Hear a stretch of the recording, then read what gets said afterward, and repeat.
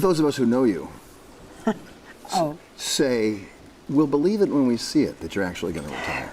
Is this real? I wanted to leave while Bill Ritter was saying, "Why are you leaving?" instead of going on the air and saying, "We thought you'd never go." So this is the time. You were the first woman to do fill in the blank at everything you did. The business has changed, in Yeah. no small part because of you. I'm not sure I can handle this. I'm going to cry in a minute. I mean, no one cried on camera, no well-known person before you got involved. Yeah, don't you dare cry. No matter what I say to you, Bill, don't you dare cry. Are you going to tell people I made you cry? You are. She's an evil woman.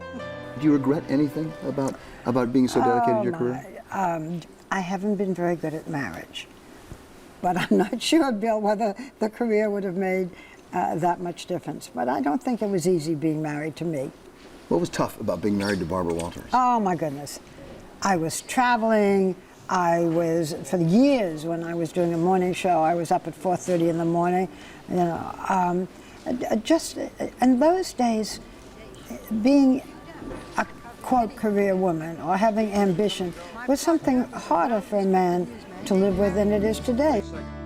Barbara has one daughter, Jackie, who now lives in Florida. Do I regret sometimes not being with my daughter? Yeah. Jackie is adopted. And at one point, I had said to her, "Do you want to find your biological mother?" And she said, and I love this, she said, "I've had so much trouble with you, why would I want another one?" How would you do it differently if you could do it again? That's the thing. You know, the way life turned out, I wouldn't have done it differently. I can tell you now that I wish I'd had more time for this or time for that. I don't think I would have done it differently. So many people are going to be looking back these last final days on the career of Barbara Walters. How do you feel about that? I've interviewed every president since Richard Nixon. You were with us so much that somebody wondered if you weren't part of the party. But the interviews that mattered to me most are probably three. The first would be a couple named Michelle and Bob Smithers, married, blind, and deaf.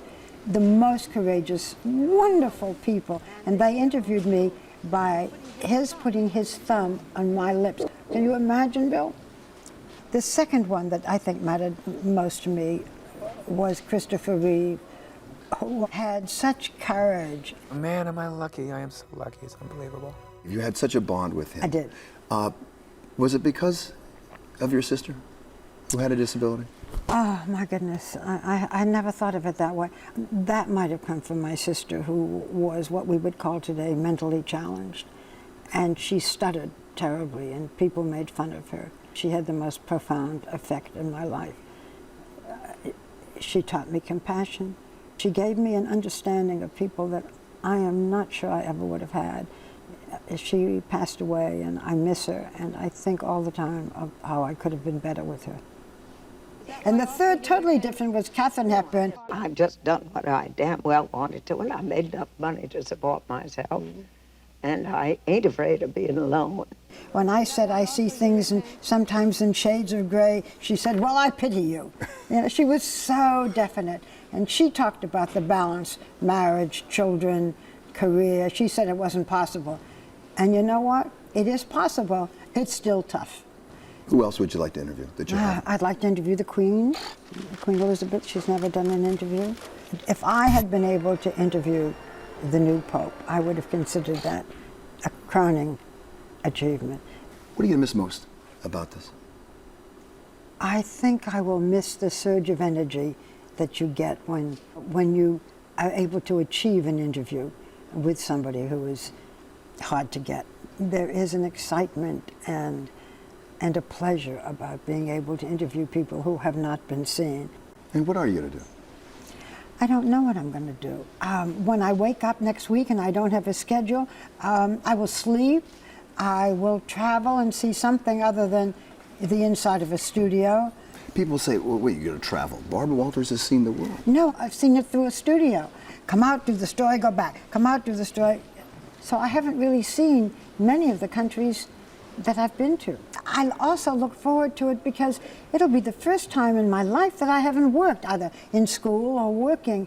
Won't that be nice? But the business has changed. You got us to care about the personal side of people. So in this interview, you are pretty lovey-dovey, but are there certain things that you argue about? Yeah. Absolutely. We're married. Well, I was criticized for asking political people, politicians, personal questions, but now we know that what makes someone tick, as we say, is very important in how they make decisions. But have we gone too far about probing into people's most personal thoughts? The reality shows do that. You know, you see reality shows in which couples talk about how they're on the verge of divorce. And I think maybe if you didn't do a reality show, you wouldn't be on the verge of divorce. I keep wondering why anyone does it. That's too far. I think that's too far. I think also the next generation, even this generation, will not have people like you and me who do interviews, no matter how well we do them. Every woman in business I know credits you for having paved the way, but it wasn't just women who you mentored me, and you were just so great to me throughout You the know, years. I've always been very fond of you. I was so happy when your personal life, it turned out to bring you happiness. I remember one time after I got divorced, you called me and you said, whatever you want. Do you want a party? Do you want me to go out to dinner with you? Whatever you want, I'll do for you. It was so touching. And instead, what you wanted, you got, which was this marriage and this baby, and that's lovely. You did say if you were 10 years younger. Yeah. And that was really Yeah, but you flattering know as what? well. But I wasn't.